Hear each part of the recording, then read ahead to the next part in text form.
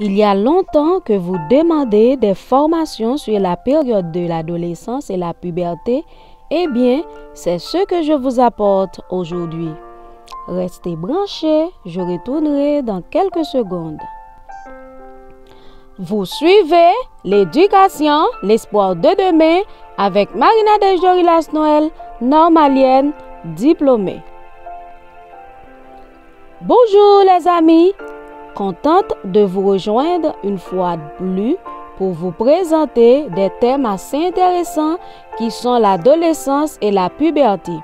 Adolescence et puberté, deux périodes difficiles à vivre, tant pour les jeunes ados que pour leurs parents, confrontés à des changements qui bien souvent les dépassent complètement. Ci-dessous, quelques conseils de base qui vous aideront à mieux comprendre vos enfants devenus grands et la période délicate qu'ils traverseront sous peu. Est-ce qu'il y a une différence entre adolescence et puberté? Comment définir l'adolescence? Pas de grande différence entre ces deux vocables. Selon la définition courante, l'adolescence est la période de la vie humaine entre la puberté et l'âge adulte. L'OMS définit l'adolescence comme une étape qui va de 10 à 19 ans. Une période de changement dans la tête.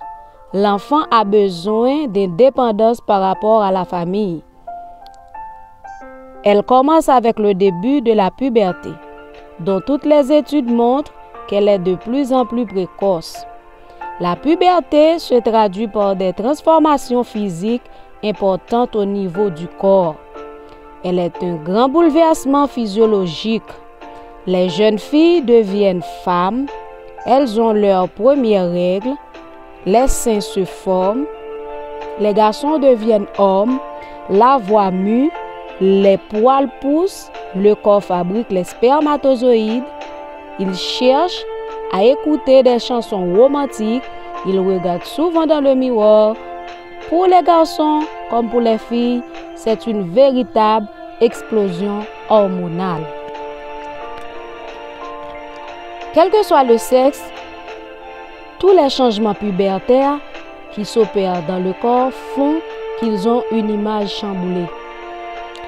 Ça peut leur donner un sentiment d'étrangeté. C'est pour ça que souvent, les adolescents passent du temps devant le miroir, comme pour se réapproprier ce corps qu'ils ne reconnaissent plus, se refamiliariser avec lui. Parfois même, des complexes apparaissent et se pose alors la question du regard des autres. Comment suis-je perçu? Est-ce que les autres en vont m'aimer tel que je suis? C'est une phase durant laquelle l'adolescent se pose aussi des tas de questions existentielles. D'où on vient? Que va-t-on devenir plus tard? Pourquoi le monde est-il ainsi? Etc. Même si elles leur préoccupent, ces questions sont normales. Elles traduisent le fait qu'on mûrit et que donc on réfléchit différemment. Parfois, elles leur tourmentent parce qu'ils ont l'impression d'être en décalage avec les autres, avec le monde qui leur entoure. Et du coup, ils ressentent un sentiment de solitude ou qu'ils ont l'impression que personne ne leur comprend. Au contraire, ces questions existentielles leur stimulent, leur donnent envie de grandir, de savoir qui ils seront plus tard. La puberté est plus précoce chez la fille que chez le garçon. Chez les filles, elle intervient entre l'âge de 10 à 16 ans. Chez les garçons, entre l'âge de 12 à 17 ans. Les changements sont progressifs et s'étalent sur plusieurs années. Notez bien, la fille doit savoir ce qui se passe dans son corps avant et après les règles. Pour cela, elle mérite des parents qui sont à la hauteur, qui sont en mesure d'assumer leurs responsabilités. La présence du parent s'avère indispensable pour son enfant. C'est une période de folie. Si l'enfant échoue au cours de cette période, il est difficile d'avoir un avenir clair, parce que l'étape de la jeunesse et de l'adulte dépendent de ce stade. C'est tout un enchaînement. L'enfant doit avoir un parent formé qui peut l'aider par des conseils psychologiques, ce qui a rapport à l'esprit, parce que l'enfant pense autrement qu'auparavant, à cause de les transformations qu'il est en train de subir. Il a besoin aussi de support physiologique, ce qui a rapport aux besoins du corps. On doit être capable d'expliquer à l'enfant ce qui se passe dans son corps. Le besoin de faire le coït, ça nous relève. Faire bagay là, ti moun la senti envie. Et comment il doit faire pour résister. Faire le sexe est bon pour le corps, mais il doit attendre le bon moment.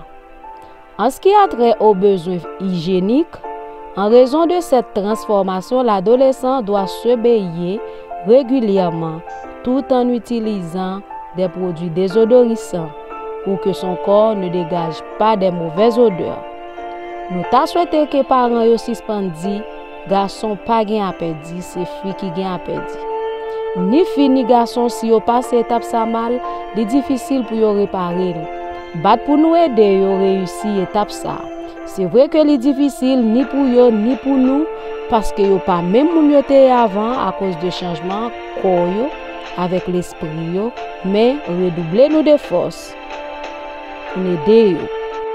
Dans la prochaine formation, nous avons gagné pour nous voir comment nous devons aider les filles dans le moment où elles ont des règles, comment elles doivent prendre soin de boubou. Pour toutes vos questions, soumettez-les dans le commentaire plus bas.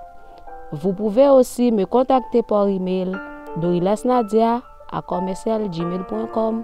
Merci, à bientôt.